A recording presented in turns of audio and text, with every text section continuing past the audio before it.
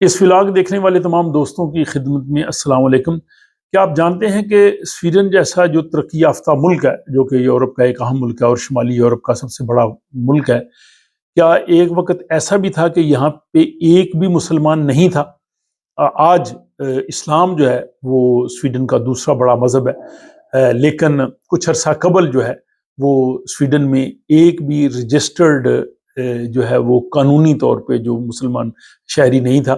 اور اس حوالے سے یہ ایک دلچسپ کہانی آپ کی خدمت میں پیش کرتے ہیں، اور مجھے امید ہے کہ آپ سب کے لیے یہ بڑی اہم ہوگی۔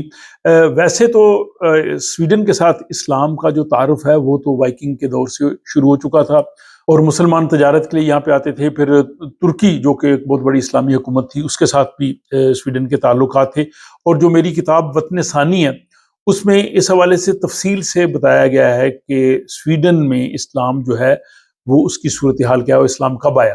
لیکن سوال یہ ہے کہ وہ پہلا شخص کون سا تھا جو سویڈن کا شہری بنا، سٹیزن شپ جس نے حاصل کی، قومیت یعنی کہہ لیں سویڈن کی حاصل کی۔ اور سویڈن میں اگر ہم ماضی میں دیکھیں تو یہاں پہ مذہبی آزادی نہیں تھی۔ ماضی میں یہ تھا کہ آپ پروٹیسٹنٹ کرسچن ہیں تو آپ سویڈن میں رہ سکتے ہیں، اور اگر آپ پروٹیسٹنٹ کرسچن نہیں ہیں تو آپ کو جو ہے وہ سویڈن چھوڑنا پڑے گا۔ پھر اس میں بہت تبدیلی آئی، اور اگر ہم اس بات کا جائزہ لیں کہ سویڈن کا پہلا مسلمان سٹیزن کون تھا، تو 1919 تک سویڈن میں ایک بھی رجسٹرڈ سویڈش سٹیزن مسلمان نہیں تھا۔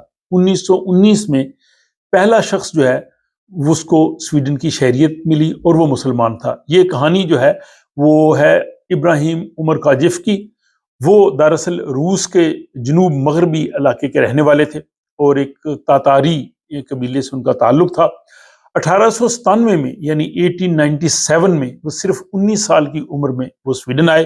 وہ ایک فار ٹریڈر تھے، یعنی وہ کھالوں کا کاروبار کرتے تھے، اور اسٹاکوں میں ہونے والی ایک نمائش میں انہوں نے اپنی وہ کھالیں وغیرہ پیش کی۔ وہ نمائش 4 مہینے چلی، جس میں تقریباً 1.5 ملین لوگ جو ہے آئے۔ تو اس طرح سے وہ پہلا ان کا جو ہے وہ اسٹاکہولم کے ساتھ تعارف ہوا، اور وہیں ان کی ایک ملاقات سویڈش خاتون لیسا ہلٹ سے ہوئی، اور پھر ان میں محبت ہو گئی، اور انہوں نے ان کے ساتھ شادی کر لی، اور شادی کر کے پھر وہ یہیں پہ رہنے لگے۔ جیسا کہ میں نے شروع میں کہا کہ آغاز میں سویڈن میں مذہبی آزادی نہیں تھی، یہاں کے قوانین بہت سخت تھے، لیکن 1700 کے بعد اس میں کچھ نرمی آنے لگی، اور آہستہ آہستہ ان قوانین کو نرم کیا جانے لگا۔ پھر جو غیر ملکی یہاں پہ آتے تھے ان کو یہ اجازت ملنے لگی کہ وہ اپنے مذہب پر جو ہے وہ قائم رہ سکتے ہیں۔ یہی وجہ ہے کہ ابراہیم کے لیے مسلمان ہوتے ہوئے سویڈن میں رہنا جو ہے وہ ممکن ہوا۔ 1901 میں ان کے ہاں بیٹا پیدا ہوا جس کا نام انہوں نے حسین رکھا۔ ابراہیم اب سویڈن میں ایک کامیاب بزنس مین بن چکے تھے، لیکن ابھی بھی انہوں نے سویڈن کی شہریت حاصل نہیں کی تھی۔ ان کی جو یہ فار یا کھالوں کی دکان ہے، یہ اسٹاکہولم شہر کا جو مرکزی علاقہ برج آلگاتن یہاں پہ تھی، اور انہوں نے ایک گھر جو ہے وہ وگبی ہول میں لیا تھا، اور علاوہ ازیں اوسترمالم جو کہ شہر کا بالکل مرکزی علاقہ ہے وہاں پہ وہ ایک اپارٹمنٹ میں رہتے تھے، اور ان کا شمار معززین شہر اور ایک کامیاب تاجر کے طور پہ ہوا تھا۔ تقریباً 30 سال تک وہ سویڈن میں رہنے والے اکیلے مسلمان تھے۔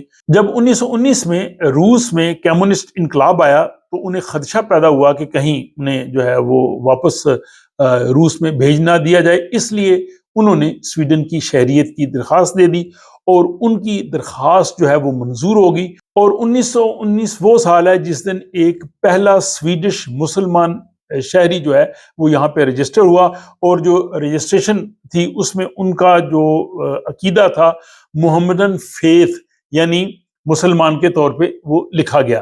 دلچسپ بات یہ ہے کہ انہیں کسی بھی سرکاری سطح پہ مذہبی امتیازی سلوک کا سامنا نہیں کرنا پڑا۔ پولیس اور دیگر تمام محکمے مسلمان ہونے کے باوجود ان کے ساتھ عزت کا سلوک کرتے تھے۔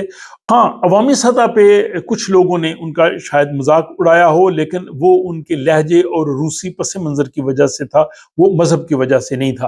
البتہ 1905 میں ان پہ ایک الزام عائد کیا گیا، اسٹاکہولم تیدنگ اخبار نے ان پہ ایک الزام عائد کیا کہ انہوں نے سویڈن کے شمالی شہر لولیو کی ایک 18 سالہ لڑکی کو اپنے پاس رکھا ہے، اور یہ خبر پھر جو بہت زیادہ پھیل گئی، لیکن بعض میں پتہ چلا کہ لڑکی خود اپنی مرضی سے ان کے جو دکان ہے ان پہ کام کرنے کی غرض سے آئی تھی، انہوں نے ان کو زبردستی نہیں رکھا تھا۔ اس پہ یہ معاملہ ختم ہو گیا اور اخبار نے اس پہ جو ہے وہ ان سے معافی بھی مانگی، اور ابراہیم کو پیلی رنگت والا مشرقی محمدی جیسے الفاظ جو ہے ان سے پکارا گیا، جو اس وقت نسل پرستانہ رویے کی جو ہے وہ عکاسی کرتا ہے۔ وقت گزرتا گیا اور 1928 میں ایک اور مسلمان تاجر عاکف ارحان استنبول سے سویڈن آئے، اور انہوں نے بھی اپنی دکان جو ہے وہ ابراہیم کی دکان کے قریب کھول لی۔ اب دونوں میں جو ہے وہ دوستی قائم ہوگی، دو مسلمان یہاں پہ ہو گئے، اور پھر وہ اکٹھے بیٹھ کے کافی پیتے تھے، دونوں کا مذہب جو ہے وہ ایک جیسا تھا، پھر وہ عید اور رمضان دونوں اکٹھے مناتے تھے۔ اس کے بعد پھر دوسری جنگ عظیم کے بعد 1942 میں 1942 میں کچھ تاتاری اور کچھ ترک پناہ گزین مسلمان بھی سویڈن آئے، اور ابراہیم نے ان کی سب کی مدد کی، اور انہوں نے اپنے گھر میں جو وگبی ہال میں تھا اس میں کچھ لوگوں کو ٹھہرایا، اور پڑوسیوں کو بھی کہا کہ وہ یہ آنے والے جو مسلمان ہیں ان کو کرائے پہ کمرے دیں۔ 1949 میں ابراہیم اور عاکف نے مل کے سویڈن کی پہلی اسلامی تنظیم Turkish Islamic association in Sweden for religion and culture, اس کی انہوں نے بنیاد رکھی۔ یہ تنظیم سویڈن میں اسلامی ثقافت کا پہلا مرکز بنی، اور انہی کی کوششوں سے اسٹاک ہوم کا جو ایریا ہے وہاں پہ سکوگ شرکو گارڈن، اس میں مسلمانوں کے لیے قبرستان کی جگہ جو ہے وہ مختص کی گئی۔ ابراہیم عمر کاجف 1954 میں 1954 میں وفات پا گئے۔ دلچسپ بات یہ ہے کہ ان کی وفات سے صرف 2 سال قبل سویڈن میں مکمل مذہبی آزادی کا قانون یعنی فریڈم آف ریلیجن منظور ہوا، اور ابراہیم وہ شخص تھے جنہوں نے سویڈن میں اس وقت زندگی گزاری جب یہاں پہ کوئی مسلمان نہیں تھا اور وہ اکیلے رہتے تھے، اور یقیناً انہوں نے جو ہے وہ ایک تاریخ جو ہے وہ مرتب کی، نئے آنے والے لوگوں کی انہوں نے ہیلپ کی، اور جو ان کی بنائی ہوئی سویڈن میں ترک اسلامک ایسوسی ایشن برائے مذہب اور ثقافت ہے، اس نے جو ہے وہ ایک اہم یہاں پہ جو ہے وہ کردار ادا کیا۔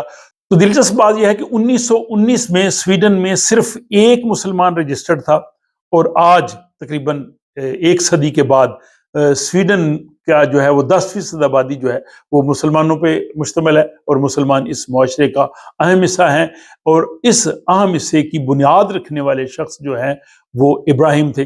اللہ تعالیٰ ان کی مغفرت کرے، ان کے درجات بلند کرے، اور انہوں نے جو ایک بنیاد رکھی تھی، آئندہ آنے والے لوگ جو ہیں ان اچھی ثقافتی اور دوستانہ رواداری اور اعلیٰ اوصاف کی ان چیزوں کو لے کے آگے چلیں گے۔ تو مجھے امید ہے کہ یہ ولاگ بھی آپ کو اچھا لگا ہوگا۔ اس حوالے سے اپنی رائے کمنٹ باکس میں ضرور لکھیے گا۔